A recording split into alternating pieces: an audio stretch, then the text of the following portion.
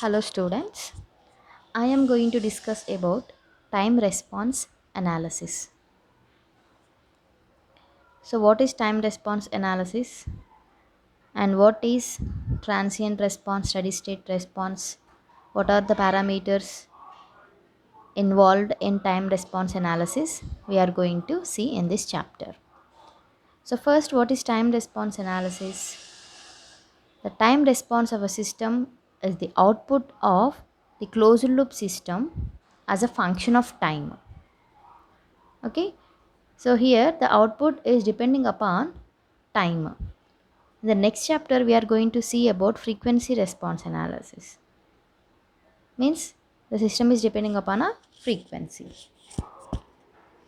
So we can do the analysis, any system we can do the analysis in two methods, time and frequency.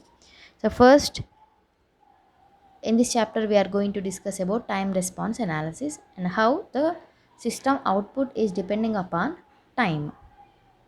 So here the time response has two parts, transient response and steady state response. So when I am giving the input to the system, for example, I am giving the step input to the system. Input is step.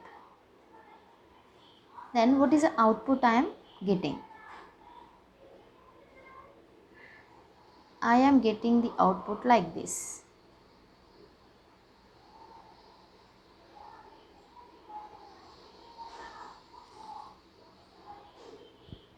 Here this is a step input I am giving to the system and the output I am getting is like this. So this dotted line is nothing but the input and this solid line is nothing but the output. So here the output is having, on x-axis I am taking the time because it is time response analysis. How the output is depending upon a time we have to see, we have to analyze the system how it is depending upon time. So as I mentioned earlier, the time response has two parts, transient response, next steady state response. So here like this it is transient response and it is nothing but steady state response. Transients are nothing but some oscillations are occurring in the output, in the response.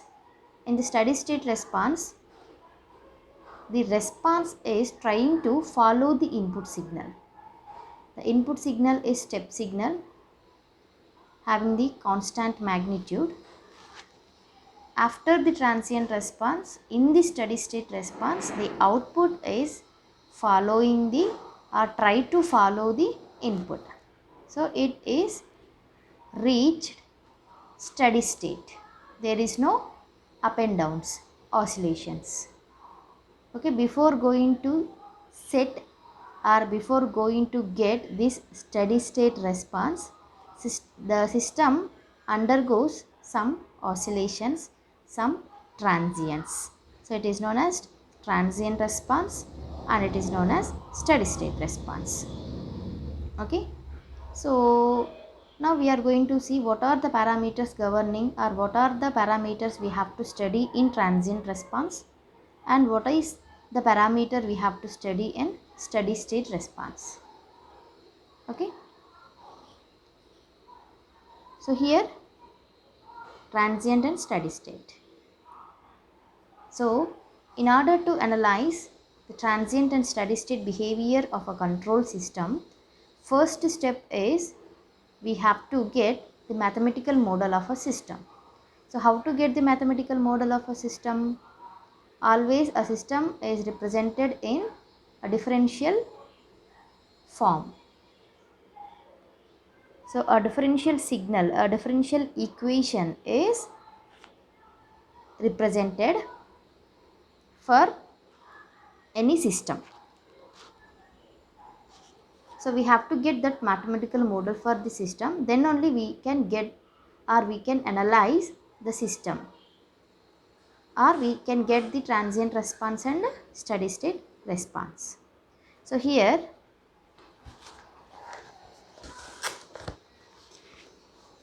unlike electrical networks and communication system, the inputs to many practical systems are not ahead of time. That is, they are varying slowly with respect to time. So in the electrical networks or in a communication system, for example, this is a system I am having. If I am giving the input, I will get the output, but always the output is depending upon the time. At which time, at what time you are giving the input, we will get the output according to that time. So the output is depending upon time, or the output is varying slowly with respect to time. But in control systems, the inputs may vary in a random fashion. Okay. So in electrical networks or in communication systems, as the input, how the input is changing, according to that the output we have to get, and it is also changing with respect to time. They are varying slowly. Okay. Or we can anticipate the output if we are having the systems like electrical networks and communication systems. But in a control systems, we cannot anticipate the output because the input is suddenly changing.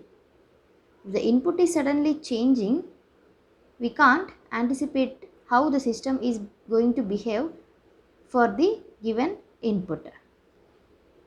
For that type of systems, analysis is very difficult.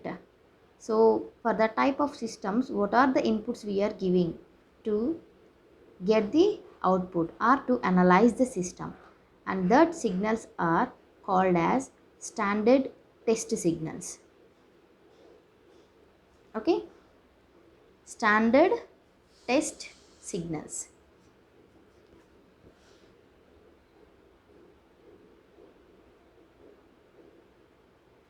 So what are the standard test signals I am having? I am having four types of test signals. They are impulse, step, ramp and parabola. And the impulse signal is also called as sudden shock. Okay, see here, impulse signal. It is also called as sudden shock. Why it is called as sudden shock means, see, this is a signal I am having. It is having infinite magnitude or the height of the signal at t is equal to 0, and otherwise except at t is equal to 0, what is the amplitude of a signal? That is 0. Means the impulse signal is existing at t is equal to 0 with infinity magnitude, right? So it is represented as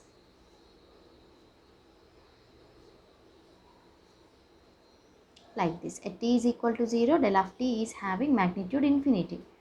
At otherwise t is equal to 0, other than t is equal to 0, I am having the magnitude 0. And also one of the main property of the impulse signal we have known, that is the area property, like this.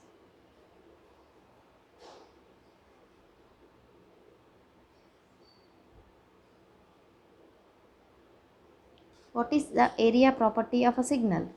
Impulse signal, the area under the curve is always equals to unity.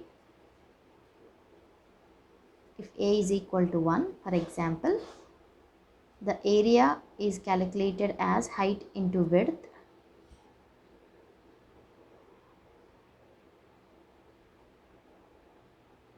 So I will get it is equal to 1.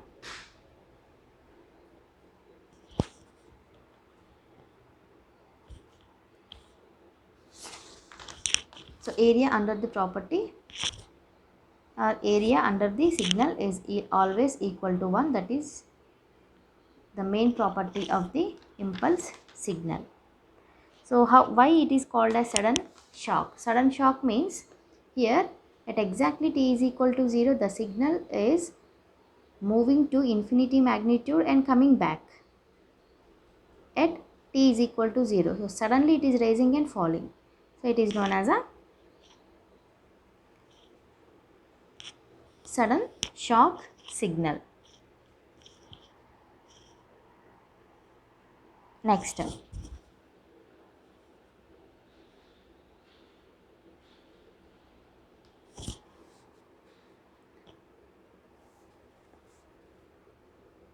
what is the second signal? That is step signal.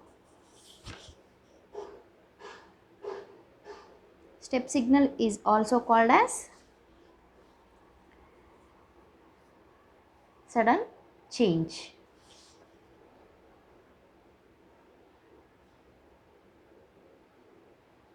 Means at exactly t is equal to 0, before t is equal to 0 the magnitude is 0, and exactly at t is equal to 0 it is suddenly changing to some magnitude, and after t is equal to 0 it is having the constant magnitude. So suddenly it is changing from 0 magnitude to some magnitude a, and it is called as unit step signal if it is having a is equal to 1, that is magnitude is equal to 1. So it is called as sudden change signal, and it is represented as u of t is equal to 1 for t greater than or equal to 0, and for t less than 0 it is 0. So it is step signal. Next, ramp signal. Ramp signal is also called as constant velocity.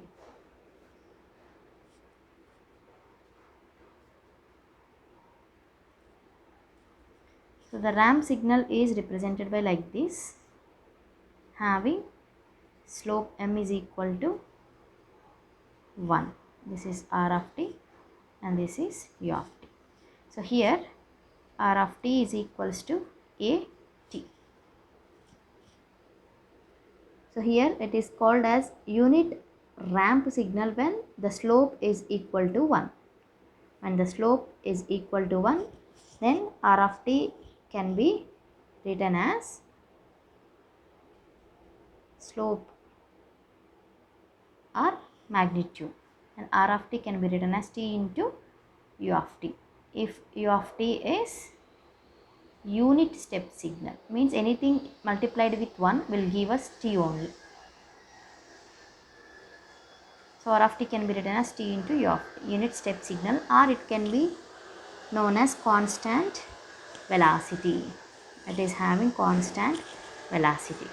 Next, after the ramp signal I am having the fourth signal is parabolic signal. So these are all come under standard test signal. It is also known as constant acceleration. So constant acceleration, it can be represented as a t square by 2, and the signal is represented like this, a t square by 2. So here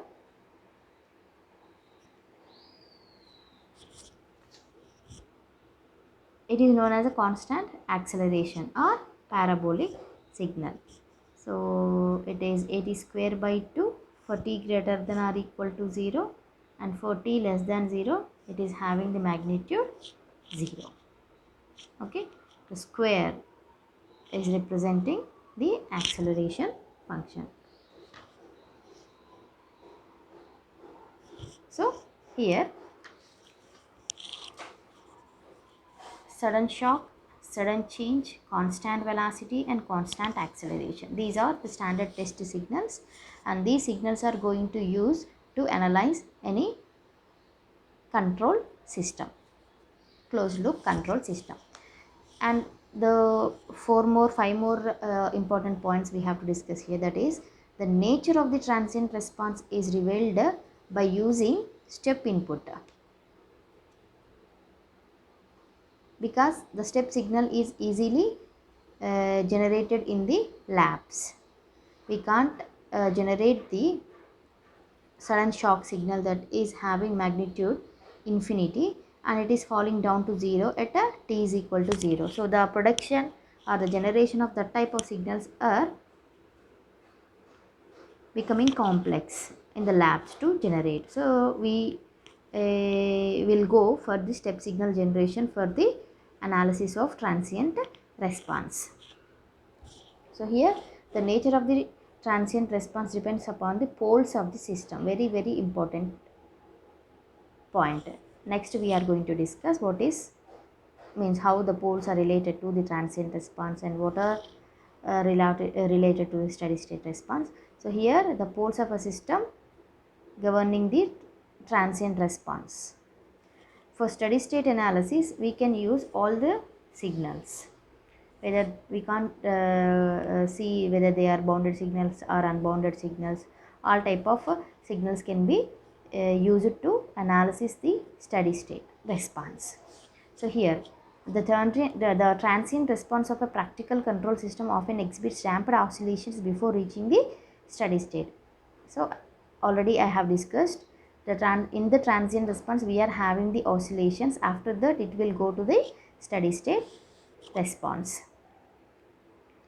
So if the output of a system at steady state doesn't exactly agree with the input, then the system is said to have steady state error.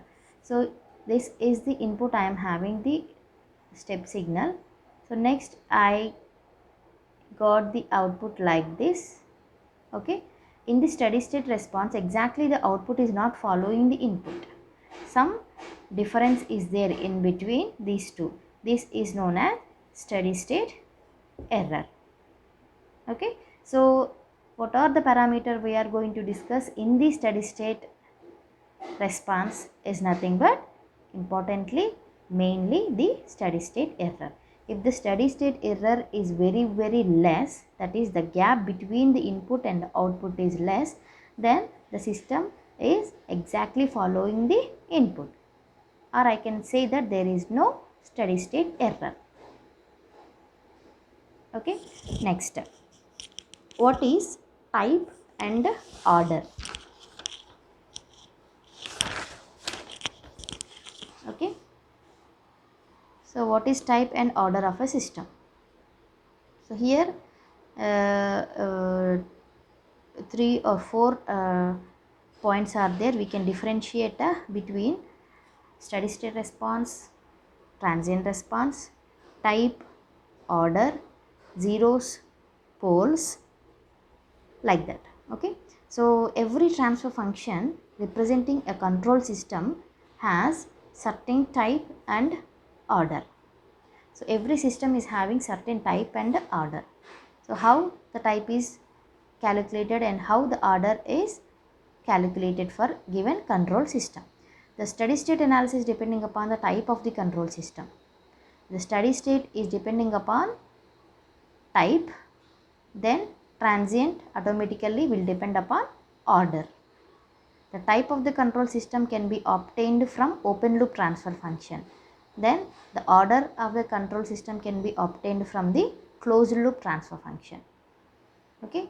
So open loop transfer function is nothing but Gs into Hs, where Hs is always equal to 1. So here if I consider the system is like this, k into 1 plus Ts by s power p into 1 plus Ts. Okay. If p is equal to 0, type 0 system.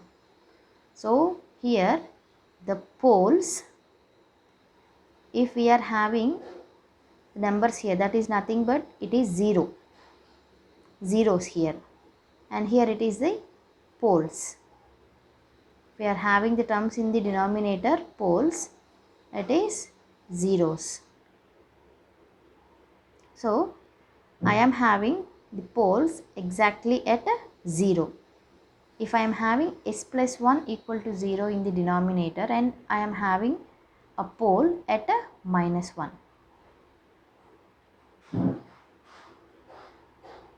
So I am having s power p, only s I am having, means I am having the pole at 0. And how many poles I am having, that is depending upon the power. If power is equal to 0, then type 0. If power is equal to 1, then it is type 1. So we can conclude that the open loop poles occurring at origin determines the type. And what about the order? To calculate the order, we have to go for characteristic equation. What is characteristic equation? Actually, for the open loop transfer function, type will exist. For the closed loop, order will exist. So if I am having the closed loop transfer function like this, g by 1 plus gh, or g of s by 1 plus g of s into h of s, then this is a closed loop transfer function. The order of a closed loop transfer function, the order of a control system can be obtained from the closed loop transfer function, g of s by 1 plus gs hs, like this. Okay, then from how to calculate the order? Order can be calculated by considering the characteristic equation, that is 1 plus gh is equal to 0. It is describing about the order. So just I want to conclude what is type and order. See, type, order. Okay, so every control system has type and order. So we have to check whether the control system is open loop or closed loop. If it is open loop, then type will exist. Then if it is closed loop, then order will exist. We can differentiate between open loop and closed loop means, open loop means we will have only g of s into h of s, where h of s is always equal to 1. This is the open loop transfer function. Next, closed loop transfer function is nothing but g of s by 1 plus gs hs, where h of s is not equal to 1. Okay, next, if I am having the open loop transfer function, then I will have the type. Then how to calculate the type?